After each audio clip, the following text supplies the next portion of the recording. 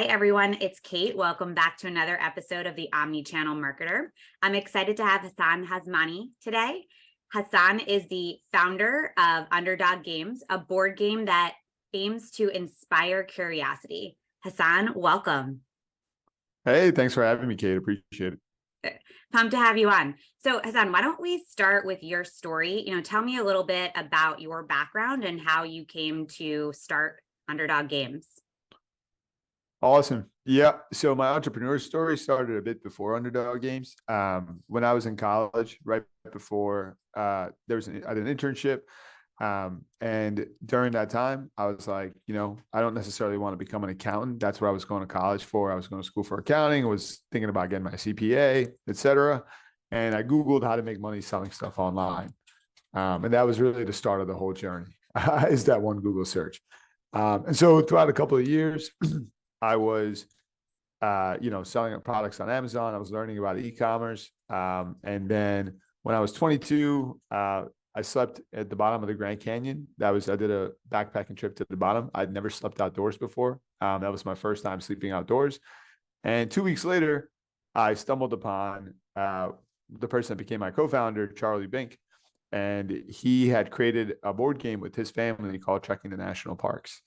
And I had now, I started a love for national parks. I thought this was really cool.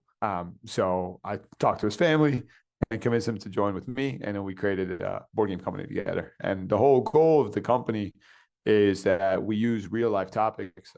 We have a game about world travel, a game about history, a game about famous women. And we want to inspire curiosity among kids, but also among adults as well. So where did you start selling Underdog Games? What channel did you sell through? Yeah, so we actually started as a Shopify pre-order. So this is kind of an interesting story. I believed in the product pretty heavily, and I felt very confident that I could sell it through Facebook ads. So we decided to put an order in of 9,000 units straight off the bat. And then before the products even came in, I was like, you know what, we should try selling these now. So we launched a one-page Shopify store, and we used a pre-order now app and just ran Facebook ads. The website said that the products would deliver in October. This was July. And, I never sold my own products before. I'd always sold other people's products on e-commerce. And so I very vividly remember running that first Facebook ad being like, if I spend $100 and I get one sale, I'll be happy with it, even though, just to learn. And we started getting sales that night. I actually, after like a few weeks, we had pre-sold 5,000 units. And I had to shut it off because I wasn't actually sure how I was going to deliver them. I hadn't figured that part out yet. So I was like, I got to stop taking pre-orders because we're going to get in too deep. Wow. That must have been a pretty exciting start. And then, talk to me about what the business looks like today, the channels you sell through and how you think about those different channels. Yeah, for sure. So we have majority of our sales now come from Amazon. Our Shopify acts as like a pre-order platform for us. We do have SEO traffic and all, but most of the times when we're selling products on Shopify, it's for a new product launch. We've used Kickstarter as well. We launched 2 of our games on Kickstarter as a third platform, and we're also now in Barnes and Nobles as well. And we're having conversations with other major retailers. So we're trying to build out a strong omnichannel because we have all the avenues ready for all that. So, talk to me a little bit more about Amazon. I know you're deeply ingrained in the community. Talk to me about how Underdog Games kind of fits into the broader Amazon community. What are the goals when selling on Amazon? And talk to me a little bit more about the platform and why you've been successful there. Yep. So the hardest part about running a creative company, so board games are a creative product. They're similar to movies, they're similar to books, any publishing company. And the hardest part about that is discovery. So you have to educate you have to educate the consumer, or you have to get the consumer in front of people. So you have to do different variations of push marketing, right? So that's why Facebook ads is always so effective as an advertising platform for board games, because people are not necessarily already looking for it. Amazon is an important part of that, even though it's a very difficult part of that, because there's 50% of searches happen on Amazon, And so when people search for board games, people search for family board games. When people search for, um, you know, games for family game night, some of the top keywords, we want to have a presence there. Um, so if you look at all the sources of traffic in the world, right, you can break down sources of traffic by volume. And like we generate our own volume via Facebook ads, right? So like every dollar we spent, we can accumulate traffic, we can pay for traffic through Facebook ads. That's one way. But if we want to go into a pre-existing traffic platform, that's Amazon. So Amazon brings the traffic. We want to be there. We want to rank. So that's what the goal is, right? Without being on Amazon, we would be missing out on so many people searching for board games. And theoretically, every one of those is a competitor. So we want to have a presence there. And of course, we pay for advertising on it as well. So, you're trying to capture the search volume that exists on Amazon, and then you're also driving some of your own traffic. Are you driving that to Amazon? Or are you driving that to Shopify? And, how do you think about where you're driving Facebook ads? Yeah, that is always an interesting question. And yeah, at various points in the year, we change our minds.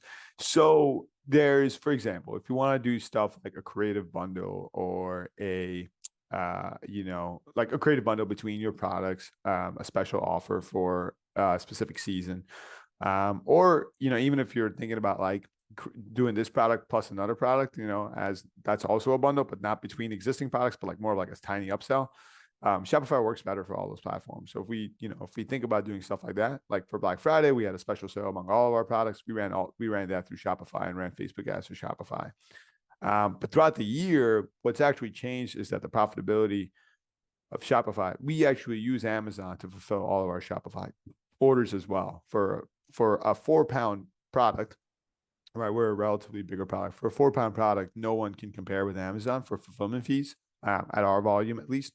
Plus the benefit of having all your products stored in one place is huge for us. And so there was a point, this happened as of 2 weeks ago. So our strategy has changed as of 2 weeks ago. Amazon has made multi-channel fulfillment, so fulfillment for Shopify orders, more expensive. And that's actually changed our profitability calculations. And they also, brand referral bonus is a thing in Amazon where if you drive sales, they'll give you 10% of their referral fee back. So it's actually changed the calculations so that the Amazon orders, if we drive traffic to Amazon themselves, they're actually not that far off from our Shopify orders. So the profitability is similar. One other thing I will mention that's very important to this is one of the so Amazon has brand attribution. So if you run Facebook ads to Amazon, Amazon will give you data. We'll try to attribute those sales. The accuracy of that is contested, but it seems relatively accurate to us, but it's still slower. So the data comes in a bit slower. So one method that we use is we test landing pages and ads to Shopify, get those sales, get that data really quick, and then flip those landing pages to Amazon. And that way we can get the benefit of the really fast data from Shopify and then flip it around and send them to Amazon because we know those pages work. And we know the ads work and we have all that data. So you use the real That's one way we do data you get from Shopify and then use the creative that works, flip those ads to then drive traffic to Amazon because the economics work better now. Yeah. We validated that the landing pages and ads work, and we put them to Amazon. And at this point, they're break even, so we'd rather fulfill them through Amazon. Makes a lot of sense. So where is the business today in terms of revenue and volume? What does growth look like? Yeah. So we're above $5 million a year at this point. Growth looks like for us, it's always about launching more and more products. And so it's relatively somewhat difficult to predict growth because of, for example, we launched a game called Checking Through History last year, and the reviews for that game have been really great, and we're seeing a lot of international growth now. And so if you create a hit game, you can go from 5 million to 20 million in 1 year. Wow. On the other hand, you can spend all your money and your game is a mediocre success. So the way I like to compare it to is like when you create a movie, for the first 2 years, you're hundreds of $1 million in the red. And then on year 3, you hit $400 million if you're a hit at the box office. It's similar to a book, right? The predictability is extremely difficult. But what we're always trying to do is improve our processes to make better and better games. Makes complete sense. So Hasan, you and I met at the Amazon Innovate conference, and something that you said to me there was like, this is something I think about every single day. And you were talking about your customers' email. Mhm. Tell me a little bit more about that. Why is that customer email so important to you? You know, what are the gaps there that you're looking to fill by capturing that customer email? Yeah, yep. So when we sell, some of our games are called Trekking the National Parks, Trekking the World, Trekking Through History. It's a line extension, and we try to add more and more games into that line extension. We'll probably stop it at some point, but since discovery is the hardest part of a company, we've sold 500,000 units of all of our games combined. Um, and so I don't have 500,000 emails right now. If I had 500, because I've sold most of those through Amazon, if I had 500,000 emails right now, I could accelerate the company much faster than what I can right now.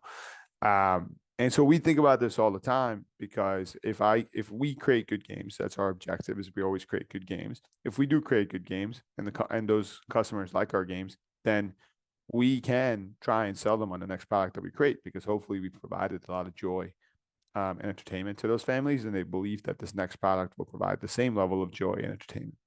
Um, and so we think about capturing emails all the time because Amazon doesn't give us the emails, and we want to be able to sell them the next product that we create.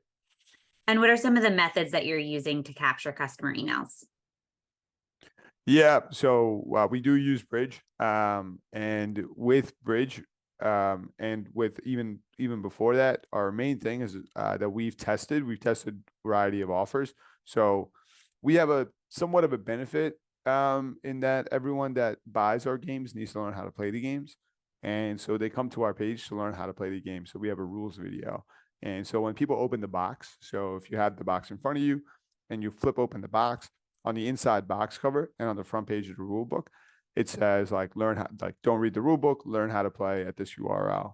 And then when they get to the URL, our goal is okay, what is the offer that we can create to capture the customer? So we already have a built-in mechanism to get the customers to the website. And because we provide value, right? That's the major part. We do want to make it easier for them to learn how to play the game, so they have a reason to come to the website. And when they get there, we still want to provide value. So we're always thinking about what is the maximum value we can provide that actually gets them to give us their email. So some of the stuff we've done, guarantee replacement parts for life. So it's like a little warranty-esque mechanism, but we want to, if any issues happen with the games, we want to give them replacement parts. For the National Parks game, we've created completely free digital files that you can like print out at home. It's like a national parks map. We've created a national parks book. We've created national park coloring pages, stickers. Like we're paying to create this free stuff, and then we just give it out as a reason for collecting email.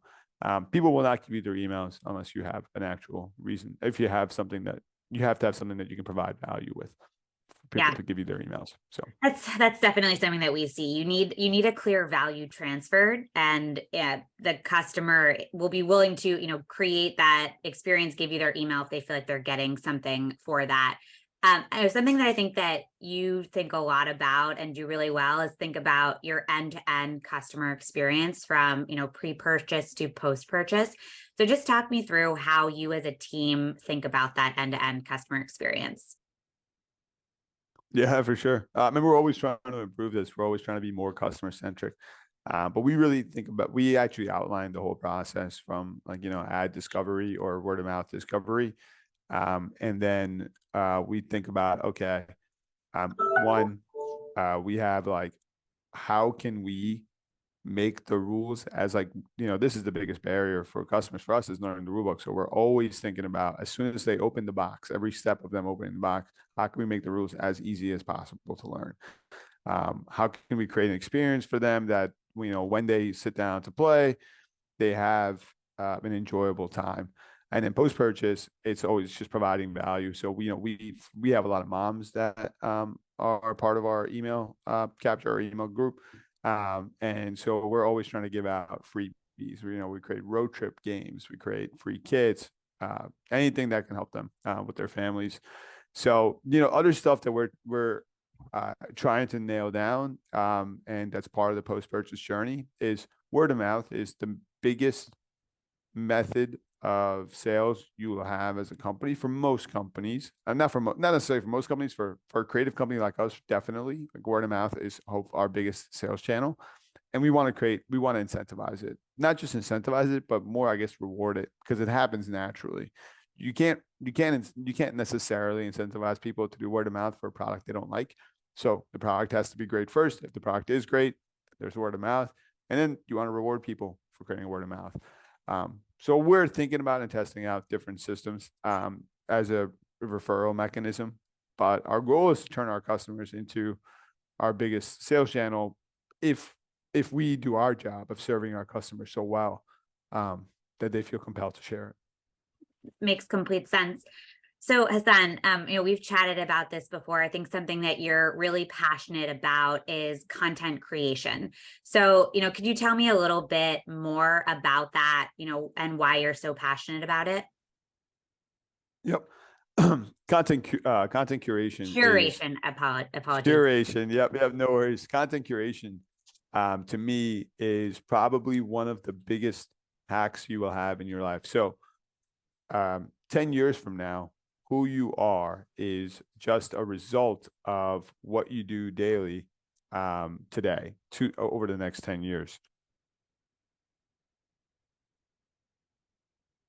Hey, Hasan, I just lost your audio. Oh, okay. There we go. Now Sorry. you're back. Wait, so actually just start that over again, like that, who you are. Okay. So Hasan, I know that you're really passionate about content creation. Tell me a little bit more about that. Yep, you said content creation. Do you want to try? Okay, all right. Yeah. Okay. Hasan, I know you're really passionate about content curation. Tell me a little bit more about that. Yep, for sure. So content curation is probably one of the biggest hacks you can have if you want to get to a certain point in 5 years. So my personal belief is that what your goal, your success, like that you will see in 5 years, is just a result of whatever habits that you have today, and they accumulate, and there's compounding interest on that. And so content curation is essentially, okay, throughout your life, throughout your day, every single day, you are listening to music, watching TV, watching movies, listening to podcasts, listening to Audible. And a lot of people do this in some ways passively. So, they'll listen to things that they just give them that, is nostalgic, or they'll just watch TV, I guess, passively, or watch movies. They won't actively make those decisions. And so curating your content so that what you're absorbing on a daily basis is gearing you towards the next step is amazing. And that also involves free time. So not that you shouldn't have free time and not that you shouldn't enjoy free time, but let's say you do want to sit down and watch TV, you should have a list of ranked priorities on what you want to watch and what you don't want to watch. So even in your free time, maximize your free time, really take the time to identify what you would like to pursue, what you would like to consume for content, in the same way that, and essentially consume content also means your free time, like your time as a whole, you're consuming time. So maximize that as much as you can, and be more active about prioritizing it. And this also comes to another specific thing that I talk about a lot, which is that if you have if you have values about consumption, or if you have values that society gives you. So I was an immigrant, and I have essentially, I feel, two completely different set of cultural values raised from where I was raised and where I live now in America. And I was raised in India. And so I have two completely different set of cultural values that were given to me, right? When I was a kid, I was being presented with both of those. But one of the superpowers that allowed me to have is that I was able to select, I'm able to select the ones I want to live my life with. So think really hard about what values are given to you from who you were raised by and the society you were raised in, and what values you could have, and then try to actively define those. Because if you actively define those, you'll find that you probably are living life a bit more purposefully than if you allow them to be passively defined for you.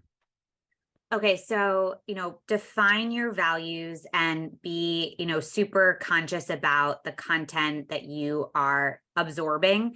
Do you have any tips, organizationally, for how you could do that better? Or how, not you, how others? Organizationally, I use Notion. So anytime someone recommends movies or music to me, I put it into my Notion doc. I write who recommended it to me, and then I rank them in priority order list. So I have movies, TVs, podcast episodes, books. Yeah, pretty much those four are like the main four. And I always have, so anytime I want to sit down or if I have free time, I can just pop open the document and then I'm able to just pick from the list and they're prioritized. For the values themselves, it's more of just like really analyze your life and say, these are the values I have. Did they come from me internally or did they come from someone else? And do I want this value? And if I don't want this value, what value do I want? And just write them down. It's just more conscious thinking. Makes sense. I think that's a good transition to our lightning round. So no, Awesome. I'm going to pull some things in here. Would love to get your thoughts on each. Favorite omni-channel brand? Favorite omni-channel brand right now. Ollie does a really good job with their supplements. So I know a lot of people take Ollie supplements, and those I've seen really cool stuff with them. Cool. Thing you wish you can change about your industry? About board games as a whole, or I guess games in general. Yeah, so really, honestly, the easiest option is just rule books. So a lot of my industry doesn't really care about making them super accessible because the customer journey is not always the highest priority. And we strive really hard to make rule books super easy to learn. So we're just obsessed with it. Favorite podcast? Right now, probably my first million from a business side. From a personal side, the first couple of seasons of Invisibilia are like, that's an NPR podcast about like invisible strands that connect us together, are probably life-changing. Some of the stuff in there have changed my life. I haven't heard of Invisibilia. I'll have to check that one out. Favorite newsletter? I have 12 that I subscribe to these days. Marketingexamples.com is really cool. That's a new one that I want to give a shout out to. I mean, Hustle is always great. But yeah, marketingexamples.com, that guy, he does a really good job of curating stuff well for everything. Favorite social media channel? I mostly just use Facebook. So I'm in a lot of Facebook groups and I get a lot of value from that. Favorite book? Favorite book. Brene Brown has this book called it's an audio book only. It's a accumulation of all of her books, and it's called Power of Vulnerability. And it's essentially a lecture series that she did over 6 different lectures, and then she combined it into an audio book. So from like a personal side, Power of Vulnerability is a life-changing book. I have a couple. Crucial Conversations will give you the tools to have good conversations in business and personal life, and that's amazing. And then this is a classic one, Atomic Habits, to build good habits. And then the last one I always want to give a shout out to is Built. Oh man, what'd you say? Built. Oh, Built was great. Yeah, Built by Tony Fadell. But no, this was the Holocaust survivor. That's in like everyone's top books from 1940s. And he became he started like the psychotherapy sessions. If I remember it, you can put it in your notes. I'm just blanking on a name right now. Perfect. Favorite event that you're planning on going to this year? So I'm in the e-commerce fuel, and e-commerce fuel is a Shopify networking group, a mastermind, for high-level sellers. And we have e-commerce fuel live coming up. That's probably one of my favorites of the year. I love going to that. That's an in-person event? It's an in-person event. Yep. Cool. Where can people connect with you? Just add me on LinkedIn. That's probably the easiest one. Just add me on LinkedIn. I don't really respond to anything else. So awesome. So LinkedIn it is. Hasan, so great chatting with you. Loved your thoughts about content curation and, defining and writing down your values. Really enjoyed this conversation. Thanks so much for your time. Thank you. Appreciate it. Bye. If you liked this podcast, follow me and the Bridge page on LinkedIn and Twitter for hot takes and tactical advice. If you really loved today's episode, we'd love a review on the podcasting platform of your choice, Apple Podcasts or Spotify. Thanks for listening.